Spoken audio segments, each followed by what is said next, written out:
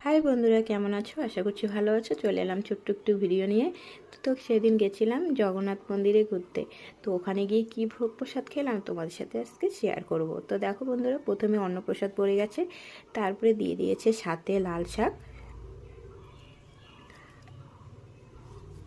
লাল শাকটা দিয়ে প্রথমে আমি খেয়ে নিচ্ছি। তো লাল শাকটা কি বলবো বন্ধুরা, জাস্ট অসাধারণ হয়েছিল খেতে, খুবই ভালো লাগে। তোমাদের কার কার ভালো লাগে লাল শাক অবশ্যই কমেন্টে জানিও। তারপরে সাথে পড়ে গেল ডাল, মুগ ডাল, লাউ দিয়ে মুগ ডাল। ডালটাও জাস্ট অসাধারণ ছিল। না, ডালের সাথে পড়ে গেল ঘ্যাট। ডালের সাথে ঘ্যাট কেমন বন্ধুরা, সেই ব্যাপারটা মজা যাচ্ছে না? আমার তো দারুণ লাগে ঘ্যাট, ডালের সাথে ঘ্যাট। তারপরে সাথে পড়ে গেল পাঁপড় ভাজা।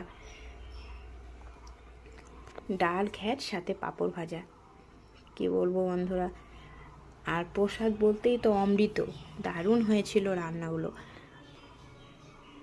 তারপরে একটু নিয়ে নিলাম অন্নপ্রসাদ। তারপরে পড়ে গেল পনির, পটল পনির পড়ে গেল, আলু পটল দিয়ে পনির করেছিল। আর আমার ঘ্যাটটা জাস্ট অসাধারণ লেগেছিল বলে আমি আরেকটু ঘ্যাট নিয়েছি।